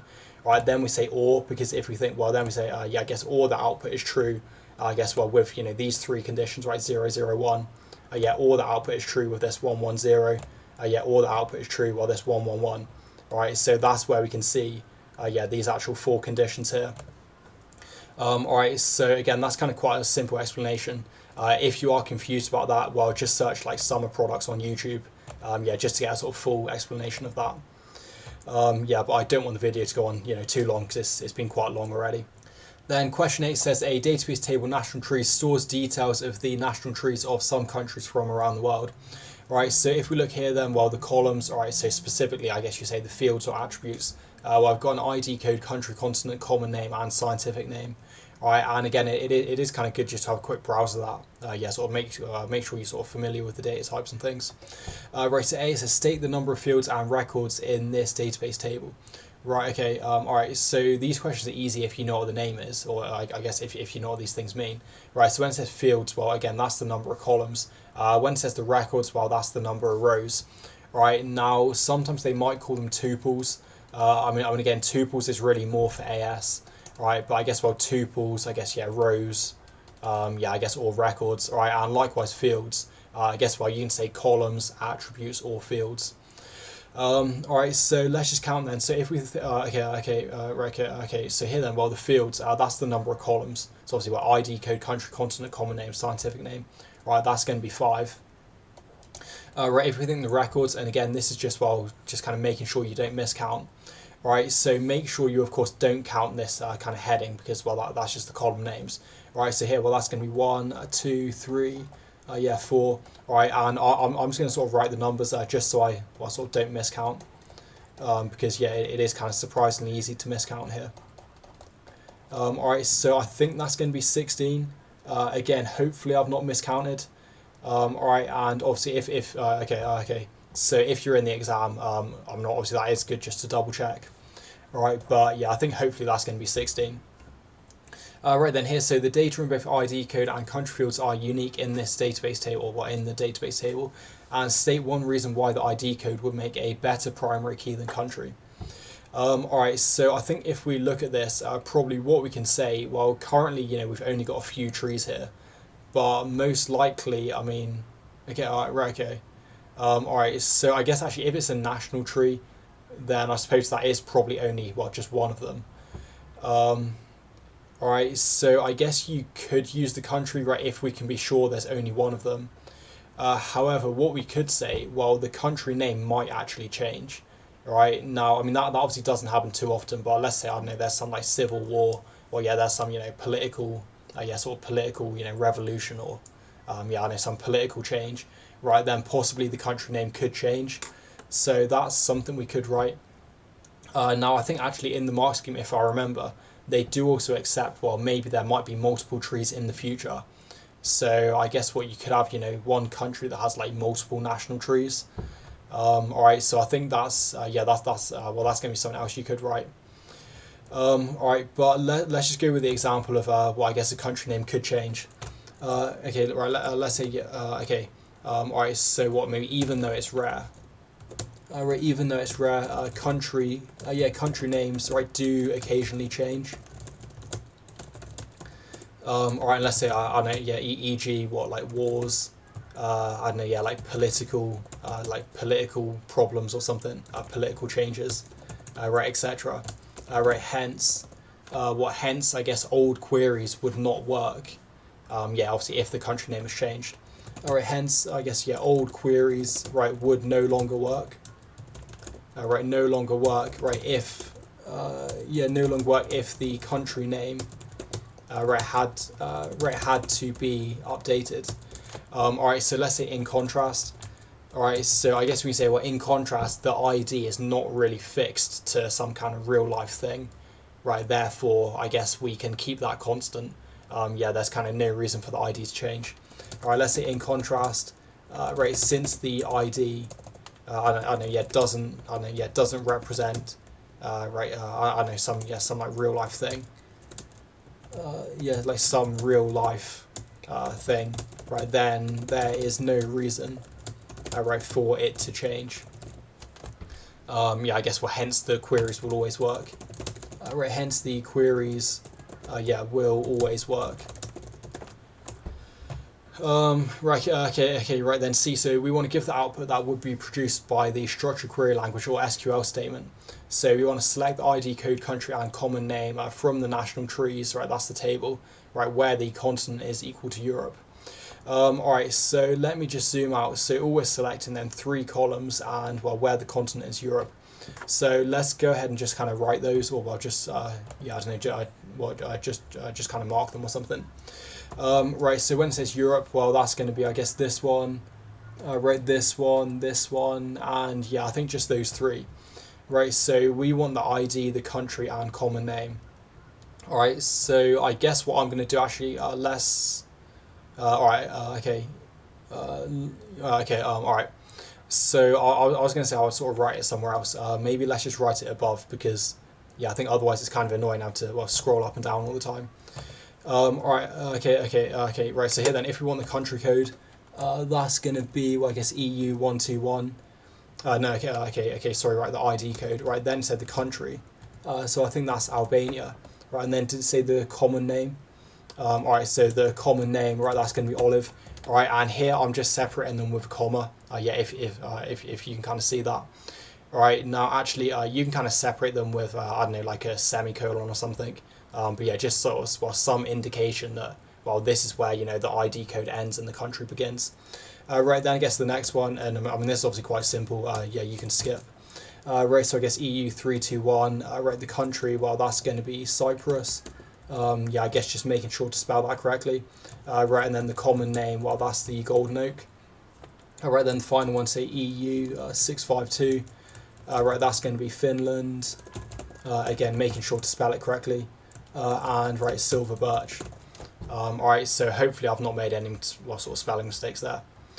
Right, okay, then D, so we want to complete the SQL statement to list only the country, common name and scientific name of the national trees listed for North America. Right, and that has to be in alphabetical order of their common names. Right, so this is going to be quite similar. I think the only thing we need different, well, we're just going to have an order by. Right, so if you think here then select, well, we're selecting what the country, common name, scientific name. So let's go country. Yeah, country. Right, then I guess what is the common name? Alright, and again, let's sort of make sure we're spelling this the same as how they do it in the, well, kind of in the table. Yeah, okay, so common name, right, no space, and then, well, the scientific name. Right, okay, so scientific name. Okay, yeah, alright, so big N. Right, okay, so from, right, that should then be the national trees, right, because that's the name of the table. Alright, so yeah, I guess, well, national trees like this. Alright, now something to note actually, I think what SQL, well, kind of MySQL, right, that's not actually case sensitive. So yeah, most of these DBMSs, if you use, for example, lowercase names, yeah, for the column names or uppercase names, right, both of them should work. Yeah, I guess it depends on the DBMS, right, but if you're using, let's say, like MySQL, I know some like sort of MariaDB, right, those common ones, yeah, they should be case insensitive. Right, okay, so here then, well, the condition, so I guess that's continent. Right, so continent, right, then we want to go equals, alright, and I guess that's North America. Let's check, yeah, okay, alright, so it's kind of using the whole name North America. Yeah, just checking it's not using, I don't know, say like N America for some short name or something. Right, let's go North, yeah, North America. Alright, and again, kind of excuse the terrible handwriting, but yeah, this kind of cheap tablet is not too good. Alright, and then finally, well, then we just want to order by the common names. Alright, so I think, okay, yeah, okay, right, okay, so here then it says alphabetical. So when it says alphabetical, well, of course, A, B, C, right, that's ascending. So let's go order by. Alright, so order and then by. Alright, and they should be two separate words, alright, so there should be a space there between the order by. And then I guess, well, common name. Alright, now actually by default it's going to be ascending. Alright, if we want, we can add the ASC, right, that means ascending. Alright, now if we want to, yeah, okay. Alright, but actually that is optional because, well, if we just say order by, right, the default is ascending. Now if we want descending, so, well, of course, that's biggest to smallest, well, obviously Z, Y, W, right? I just kind of reverse order. Then, well, that's going to be what, DESC. Right, now I guess most likely if you're talking about strings, you probably want them in, well, in kind of ascending order. Now, if you've got integers or some number, I guess that's going to be more common where you might want it in descending order. Let's say, for example, you have some game, right? You want to see, well, who scored the highest, right? Therefore, you'd want that in descending order. I guess if you want, for example, grades, yeah, sort of who scored, you know, the highest percentage. Again, right, that's probably going to be in descending order. Alright, so finally then, if we move on to 9, the 50 market, it says a program is required to enable voting in class surveys, for example, to find the most popular smartphone. Right, the one-dimensional 1D array options is used to store between 2 and 12 options on which users can vote. Right, the one-dimensional 1D array votes is used to store the votes of between 2 and 1,000 users. And the one-dimensional 1D array vote count is used to store the number of votes for each of the options. Right, the array index represents the option number. Right, okay, so what we want to do, we want to write a program for the following requirements. We should initialize all the arrays before they are used, right, so that's just going to be a loop. Then we want to input and validate the number of options and the number of voters. Right, so I guess while using a repeat, sort of repeat until or while loop. Then input each of the required options and store them in the array options. Then we want to display the list of options for each voter and allow each voter to input their preferred option. We should then validate this input and store it in the array votes. Right, then once the votes have been input, we want to count the number of voters who chose each option and find the most and least popular votes, so we get most popular options. Then we want to output the most and least popular options as well as the number of voters who selected each of those options. Right, the program does not need to identify if two or more options are the equal most or least popular. Right, you must use pseudocode or program code, or of course program code, Java, Python, or Visual Basic. Right, only those three languages. And also we have to add comments to explain how your code works. Right, so it says do not declare arrays, variables, or constants for this algorithm. Right, we can assume this has been done, and initialization must be carried out as appropriate. Right, all inputs and output must contain suitable messages. Okay, so before we actually look at this question, let's actually make sure what we understand these arrays are doing. So if, for example, we see here, this options array, that's going to be where we have the actual strings, right, representing the different option names. Then, for example, if you have this, votes array, so here what we're saying, I guess, this is obviously sort of person 1, right, this is person 2, this is person 3, I guess kind of etc. Up until up to 2,000 people. So what we can see, person 1 is obviously voted for 1, right? So if you think, 1, that's obviously the Samsung. Obviously person 2, well, again, they voted for 1. Person 3, right, they voted for option 3. That's going to be the Apple. So then when we see this vote count, that's literally just counting up how many 1s there are, how many 2s, how many 3s, right? So if we see here, the vote count for 1 is going to be 4, because if we look, here there's 4 1s, obviously the 2, there's 2 2s, right, and there's 1 3. Okay, so hopefully we actually understand what these three arrays are actually storing. Alright, so what I've gone and done then, I've gone ahead and just loaded this. Now I guess you can type it if you want. Alright, and I think let's take a look, because I think maybe I've made a mistake there. Alright, so where is it? It should be here. Alright, so it should be between 2 and 1,000 users. Alright, so that seems correct. Alright, so if you do want this starter code, again, go to exam questions, click on questions, obviously go to February, March 2025, and then click on the voting question.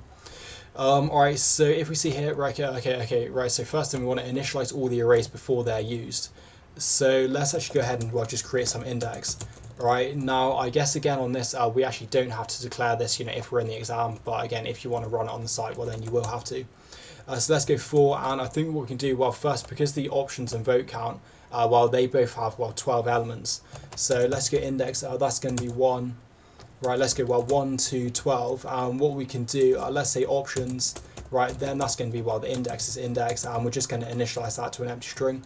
Let's go, vote count. Again, that's going to be, at the index, and I guess, let's initialize that to 0. No one is going to have any votes at the beginning. Alright, then what I'm going to do, in fact, not that. Alright, so I'm just going to copy that because it's mostly the same. Right, so the only difference, that's going to be 1,000, and I guess that's going to be votes. Alright, and rather than it being a empty string, let's just go 0 like that. That should be correct, right? 1 to 1,000. Alright, okay. So here then, 2, it says input and validate the number of options and also the number of voters. Right, so I guess first it makes sense, let's ask them to type in, however many options they want. Okay. Alright, so I guess we could actually ask them, to sort of keep inputting until they enter, like a sort of invalid, until they enter an empty string. Alright, but I guess probably here it does kind of want the number, I guess. So let's maybe go, num options. Alright, and what we'll do, alright, now we could do this, I guess, using a repeat until. We could do it using a while. I think maybe I'm going to go repeat until. Alright, so what we can say, alright, so I guess here, let's go output. Okay. Alright, so, okay. So what I'll do, I'll use a repeat until for this one. And then I guess when it's the number of voters, let's then do that using a while, alright, just so we show both methods. Alright, so let's go output, let's say please enter. Please enter the number, right, of, I don't know, different options. Different options or different smartphones.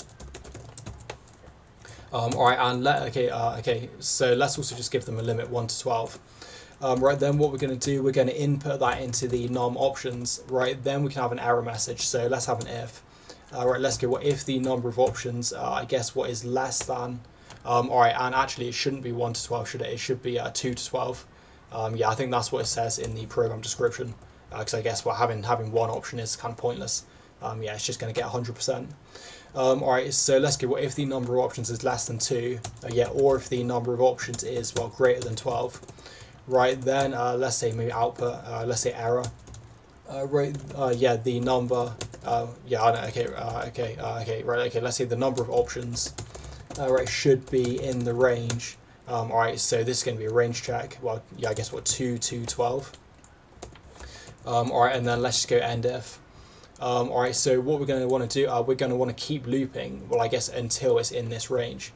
Right, so here what we're doing to check that it's in the range, well, then we say, well, until the number of options is greater than equal to 2. Alright, and well, the number of options is less than or equal to 12. Alright, so here we're checking if it's outside the range, and then obviously have the error message. Right, here we're sort of checking if it's inside the range, right, and that's going to be when we stop. Right, so here then, let's kind of do it with the while loop this time. So this is going to be the number of voters. So let's go, please enter the number of voters. Yeah, I think that's what we do, right? Yeah, okay, right, the number of voters. So let's also make another, well, another integer variable. Right, num voters. Right, so here then we're just going to get input. That's going to be num voters. Right, now what we want to do here, well, here is we have the while loop where we're going to say, well, what kind of while it's not in the range. Right, then we're going to just output the error message and like try again. Right, so I guess here, all right, and the the num voters. Right, now I guess it just gives us between 1 and 1,000. Okay, no, right, okay. So also here then the votes, well, that's also 2 and 1,000. So I guess just having one person is also not valid. Alright, so let's go, okay, right, so while the num voters is less than 2, right, or I guess while the num voters is greater than 1,000, right, well then this is where we can output an error message. Let's say try again. Right, the number of voters, right, voters should be, right, in the range, well, 2 to 1,000. Alright, and then I guess we just want to input, and we're going to input to the num voters again. Alright, then if we just have the end while like that. Yeah, okay. Alright, so I guess if we spell it correctly. Alright, and let's also just give it the range here. Let's see what 2 to 1,000. Alright, so I think that should be the second part done. Right, then if we look at the third one, so display the list of options for each voter and allow each voter to input their preferred option. Alright, so because here it says display the options for each voter, well, that means we want, well, basically a nested loop where the outer loop is going to be the voters, right? So from 1, I guess, up until the num voters, right? Then, of course, inside that, well, then we're going to have another loop by just showing them the different options. All right, so let's go ahead and just do that. Let's go for, and I guess let's maybe have like some voter index. Let's go, I guess, voter index, and I guess we could have what, like an option index. Alright, so what we're going to do, let's go voter index. Well, that's going to start at 1. Then again, we're going to go, well, to the number of voters. Alright, now we could have some message. Let's see what output. I know, yeah, what sort of like please choose. Let's say please choose from. Alright, and then I think we can basically have like a numbered list. Right, so we'll say like 1, and then that'll obviously be option 1, right? 2, that'll be option 2. So here I think we called that, was it option index? Alright, okay, yeah, okay. So let's go option index, that's 1, right, then that's going, well, to the number of options. Right, then we're going to output, so because we want a numbered list, well, let's go option index. Then I guess let's have some sort of bracket just to, oh yeah, just to separate it. Alright, then if we want the actual name of that, so that's going to be options and, well, the option index. Yeah, that's the actual option we're outputting. Right, then if we go next, and that's going to be option index. Alright, now I think it doesn't say, I mean, yeah, okay, so do we have to validate? Yeah, okay. Alright, so also here we also have to validate. So if you think here, well, here we're just validating, well, is it in the range? Well, 1, right, 2, I guess this number options. Alright, yeah, okay, so I think let's actually just do this directly. We probably don't need another temporary variable. So let's just go, I guess, input. Alright, so input, yeah, okay, okay. Alright, so I think actually let's, okay, alright. So let's actually have another output, because I guess we will actually want to output this, kind of if there's an error. Yeah, therefore I guess we will need to output it many times. We can't just have like an input with no output. Alright, so, okay. So I guess here, well, again, either we can use this while loop approach, right, or we can use this repeat until. Let's go ahead and just use this repeat until again. Alright, so what we want to do, I guess we want to repeat until. Then, well, that's going to be the votes, right, because, well, that's where we're inputting it to, right, and the votes index, well, that's going to be the voter index. Right, now I guess we could actually make a sort of temporary, yeah, okay, alright, okay. So let's sort of store like a vote or something, because I guess otherwise we have to type this, right, votes voter index like 4 times. Alright, so let's go vote. So what we're checking, well, I guess the vote has to be, well, greater than or equal to 1. Yeah, and also the vote has to be, well, less than or equal to, and that's going to be the number of options.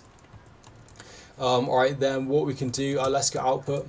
Okay, so let's see what, please enter your choice. Alright, and okay, so I think here let's just have that something different. I don't know, let's say what, like, choose your favorite smartphone, or okay, let's say like option list or something.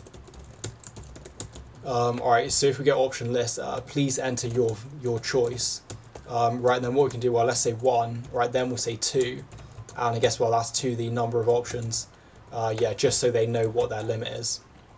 Right, then we can input,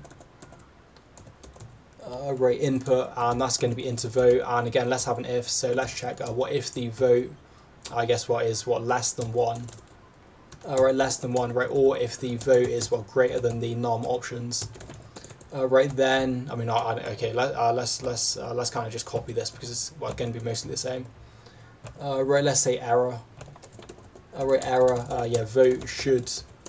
Right, should be in range, and, well, let's go, right, 1. Yeah, I guess, well, 1 to that. Alright, so I think that should be fine, and then I guess as it repeats, well, then of course it's going to go back up to here. Yeah, sort of showing them that output again. Right, so let's just have an end if, and then I guess what we can do, then we just want to insert that into the votes array. So let's go, I guess, votes.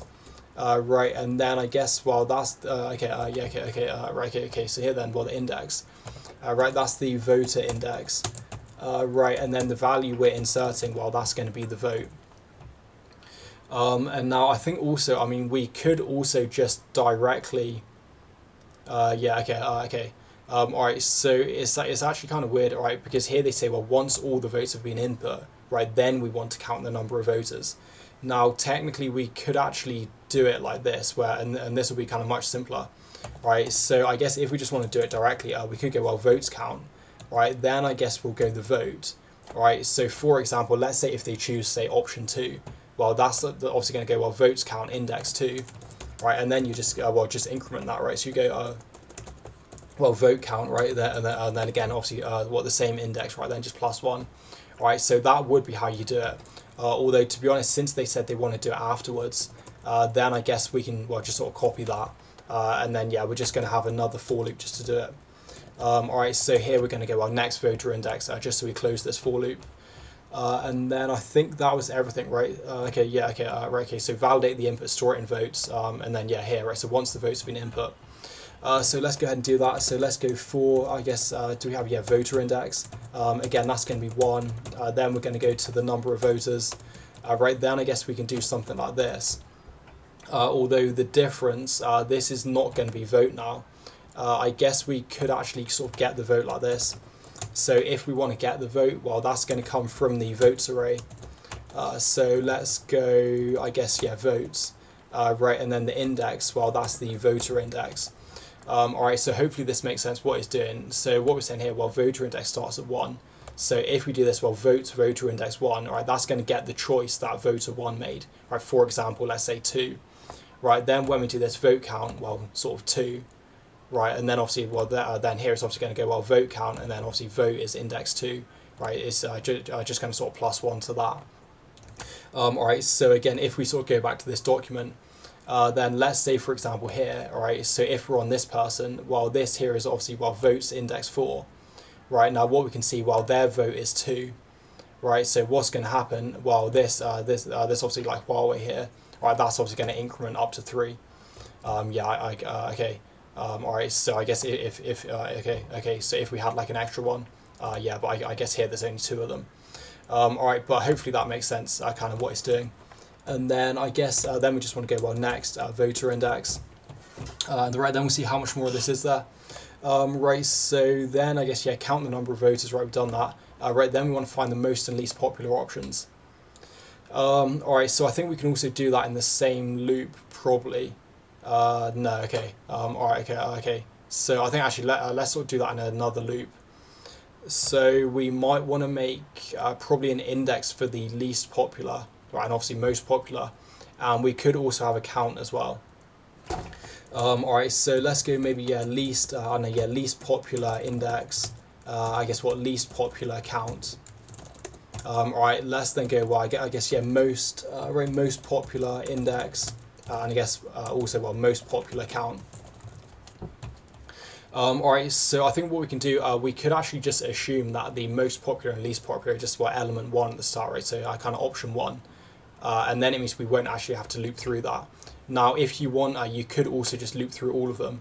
Although, of course, what you have to remember when you have, well, most, well, sort of, you know, min and max. For example, you wouldn't want to initialize min to be 0.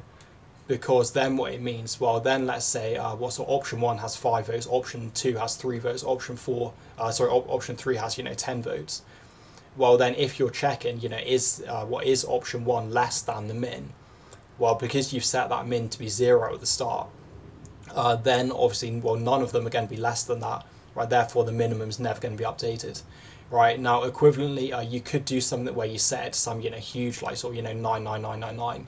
Right, now if, for example, in this case, I guess we can do that because, for example, here, well, we know there's a maximum of like 1,000 votes. So in theory, we could set the minimum to be, well, I guess 1,000 or greater. Yeah, then it's obviously going to get updated correctly. But let's say if you have some real life example, well, maybe you actually don't know what the maximum could be.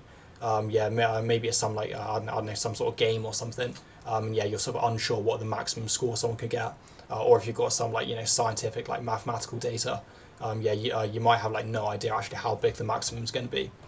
All right, so I think if you kind of have a case like that, and if you do have the array that's already populated, right, then probably a better option, let's go, well, the least popular index, that's going to be 1, right, then the least popular count, well, what that's going to be, I guess, the vote count, well, at the least popular index, right, and if we think, well, the least popular index is just 1, all right, so we're kind of assuming this is the least popular, and obviously assuming it's also the most popular. And then I guess as we sort of loop through the array, well, then we'll just be updating it. I guess, yeah, if it's greater than the most popular, or, well, less than the least popular. All right, so hopefully that makes sense. And again, let's go 1. Right, then what we can do, let's go 4, and again, okay. All right, so I think here let's go index. Let's go, okay. Right, so here then, well, we can start at 2. Right, then we go, well, to the number of voters. All right, and the reason we're starting at 2, well, because obviously we've sort of assigned 1 here already. Yeah, we've sort of handled that data. Right, so let's go if, and what we want to check, I guess, well, if the vote count, and that's going to be at the index. All right, so first let's check if it's less than the min.